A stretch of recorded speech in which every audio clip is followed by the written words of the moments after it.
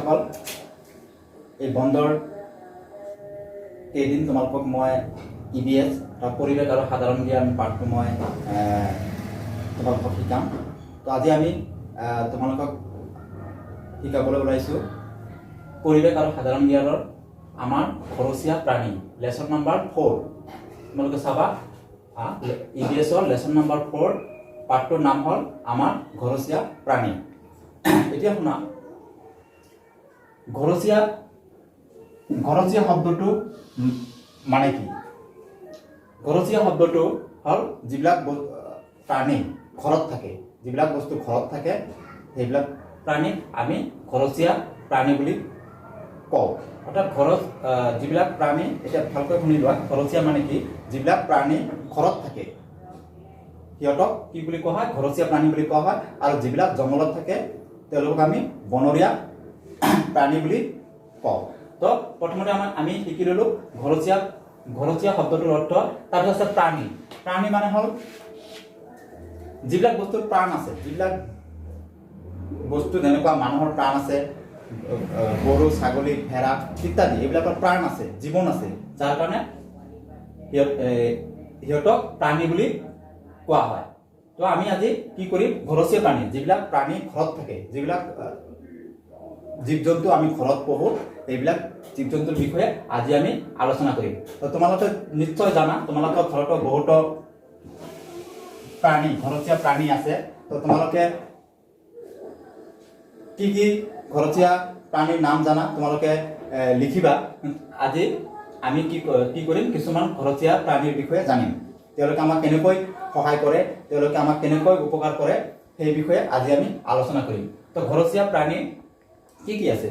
তো তোমালোকে নিশ্চয় জানা, তোমালোকৰ ঘৰতো আছে। আমাৰ ঘৰত গৰু, ছাগলী, ভেড়া, মহ, কুকুৰ ইত্যাদি ধৰণৰ ঘৰচীয়া প্ৰাণী মানুহৰ ঘৰত পোহে। ইয়াৰ উপৰিও আমি কি মইনা, ভাটৌ আদি চৰাইও পোহো মানুহৰ মন ভাল লগাবলৈ। তো আমি ঘৰচীয়া জীৱ জন্তুৰ বিষয়ে জানিলো। তো আমাৰ ঘৰচীয়া জীৱ জন্তু কি আছে? আমাৰ ঘৰত ঘৰচীয়া জীৱ জন্তুৰ ভিতৰত গৰু, ছাগলী, ঘোঁৰা, মহ, কুকুৰ, ভেড়া, হাঁহ, কুকুৰা, গাহৰি আৰু উট, এনেকুৱা আৰু বহুতো আমি ঘৰত মানুহে কি কৰে? জীৱ জন্তু পোহে। তো তোমালোকে নিশ্চয় জানা এই জীৱ জন্তু বিলাক, এই প্ৰাণীবিলাক ঘৰত কিয় পোহা হয়, সেই বিষয়ে আমি আজি আলোচনা কৰিম যে এই প্ৰাণীবিলাকে আমাক কেনেদৰে সহায় কৰে বা ইহঁতৰ পৰা আমাৰ কি উপকাৰ হয়। তো প্ৰথমে আমি আলোচনা কৰিম গৰুৰ বিষয়ে। গৰুৱে কি কৰে তোমালোকে জানা? গৰুৱে কি কৰে? গাখীৰ দিয়ে। গৰুৱে গাখীৰ দিয়ে আৰু গৰুৰ দ্বাৰা আমি কি কৰোঁ? হাল বাওঁ। গৰুৱে গাখীৰ দিয়াৰ উপৰিও কি কৰে? হাল বায়। ইয়াৰ পিছত আছে ছাগলী। ছাগলীৰ দ্বাৰা কি হয়? ছাগলীয়েও গাখীৰ দিয়ে, লগতে ছাগলীৰ পৰা আমি মাংস পাওঁ। মানুহে ছাগলীৰ মাংস কি কৰে? খায়। তাৰপিছত আছে ঘোঁৰা। এই ঘোঁৰাৰ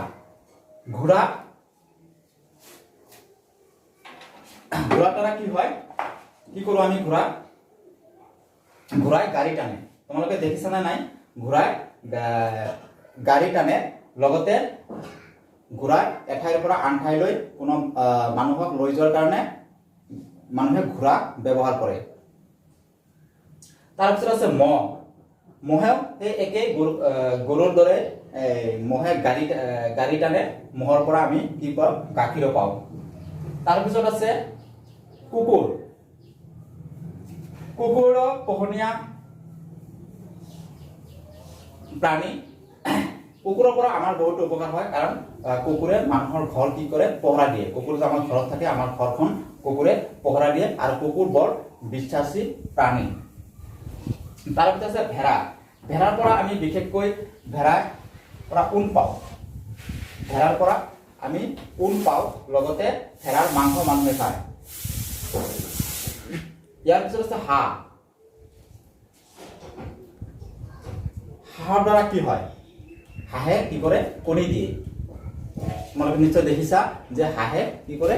কণী দিয়ে, লগতে হাঁহৰ মাংস মানুহে খায়। কুকুৰা। ইয়াৰ পিছত আছে কুকুৰা। কুকুৰা সেই একে হাঁহৰ দৰে কুকুৰাও আমাক কি কৰে কণী দিয়ে লগতে ই মাংস দিয়ে কাৰণ কুকুৰাৰ মাংস মানুহে খায় আৰু ই বৰ পুষ্টিকৰ খাদ্য ইয়াৰ পিছত আছে গাহৰি গাহৰি অকল মাংসই দিয়ে ই কিছুমান মানুহে গাহৰিৰ মাংস কি কৰে খায় তাৰ পিছত আমাৰ আছে উট উট উট হল মৰুভূমিৰ জাহাজ তোমালোকে হয়তো উট দেখিছানে নাই উট হল মৰুভূমিৰ জাহাজ মানুহে এঠাইৰ পৰা আন ঠাইলৈ বস্তু কঢ়িয়াবলৈ বা এঠাইৰ পৰা আন ঠাইলৈ যাবলৈ মৰুভূমি অঞ্চলত উট ব্যৱহাৰ কৰে উটে কি কৰে গাখীৰ দিয়ে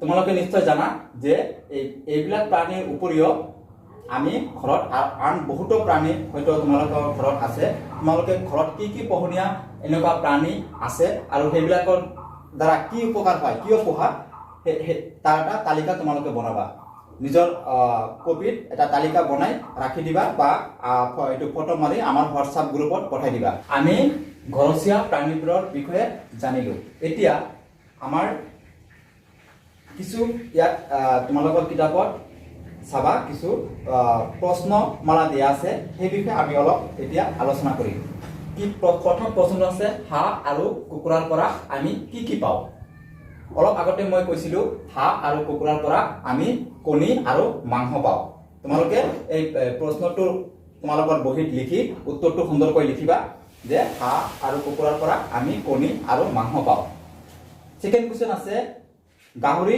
আমাৰ কি কামত আহে গাহৰিৰ পৰা মাংস পোৱা যায় বুলি লিখিবা কাৰণ গাহৰিৰ পৰা মাংস পোৱা যায়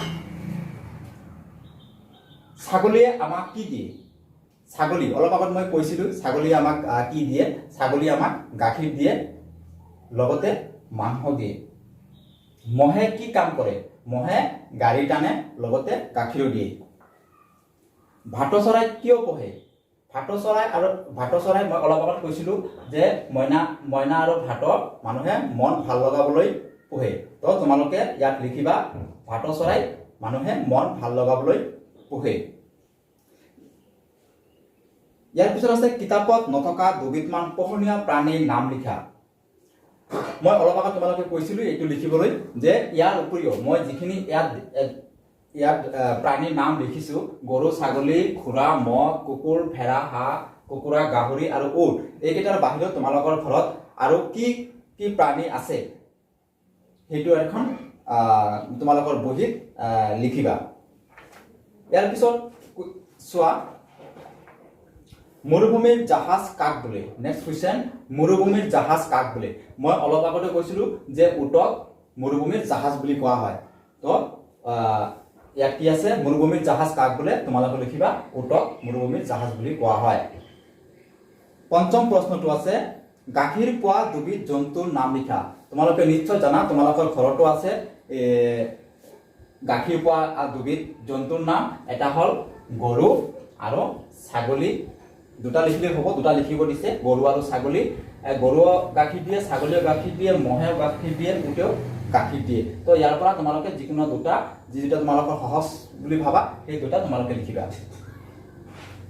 ইয়াৰ পিছত আছে 7 নম্বৰ কোৱেশ্চন নহয় 6 নম্বৰ মাংস পোৱা দুবিধ জন্তুৰ নাম লিখা কি তোমালোকে ঘৰত কি জন্তুৰ মাংস খোৱা নিশ্চয় তোমালোকে জানা মাংস খোৱা দুবিধ জন্তুৰ নাম লিখিবা মই কৈ দিছো ছাগলী ভেড়াও লিখিব পাৰা ছাগলী ভেড়া নহলে হাঁহ কুকুৰা লিখিব পাৰা তোমালোকে যিকোনো ইয়াৰ পৰা দুটা লিখিবা ছাগলী আৰু ভেড়া বুলি মই কৈ দিলো ছাগলী আৰু ভেড়া বুলি লিখিবা আমি কণী পোৱা দুবিধ প্ৰাণীৰ নাম লিখা কণী পোৱা কোন দুটা প্ৰাণীয়ে কণী দিয়ে তো তোমালোকে জানাই এইটো বস্তু যে হাঁহ আৰু কুকুৰা কণী দিয়ে তো তোমালোকে উত্তৰত সুন্দৰকৈ লিখিবা হাঁহ আৰু কুকুৰা বুলি কি জন্তুৱে হাল বায় তোমালোকে জানা নিশ্চয় তোমালোকে দেখিছা ওচৰে পাজৰে যে গৰু আৰু মহে হাল বায় কি জন্তুৱে গাড়ী টানে তোমালোকে হয়তো মনত আছে মই কৈছিলো যে মহ তাৰপিছত ঘোঁৰাই কি কৰে গাড়ী টানে তোমালোকে লিখিবা এনসাৰত ঘোঁৰা আৰু মহ বুলি তাৰপিছত আছে শেষৰটো কুৱেশ্যন, মানুহে কি কি জন্তুৰ পিঠিত উঠি ঘূৰি ফুৰে? তোমালোকে দেখিছানে নাই মানুহে কি কি জন্তুৰ পিঠিত উঠি ঘূৰি ফুৰে?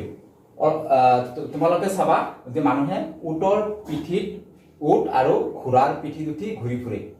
ইয়াৰ বাহিৰেও আৰু কিছু জন্তু আছে যিবিলাক ঘৰচীয়া জন্তুৰ ভিতৰত নপৰে, সেইবিলাক বনৰীয়া জন্তু হ'ব, যেনেকুৱা হাতী আছে। সেই বিষয়ে আমি আজি নাযাওঁ। তো ঘৰচীয়া জন্তুৰ ভিতৰত ঘোঁৰা আৰু উট, এই দুটা জন্তুৰ পিঠিত মানুহে উঠি কি কৰে? ঘূৰি ফুৰে। তো এইখিনি প্ৰশ্ন মালা তোমালোকে কি কৰিবা? বহীত সুন্দৰকৈ লিখিবা, লিখি আমাৰ হোৱাটছআপ গ্ৰুপত পঠাই দিবা। যদি কিবা অসুবিধা থাকে তোমালোকে ফোন কৰিবা, নহ'লে মেছেজ দিবা। আমি ইয়াৰ যিখিনি সঠিক উত্তৰ লিখি তোমালোকক আমি পঠিয়াই দিম। তো আজি এইখিনিয়ে। নেক্সট তোমালোকক আন এখন পাঠৰ লগত পুনৰ আহিম। তোমালোকে ভালে থাকিবা, ঘৰত থাকা। ধন্যবাদ।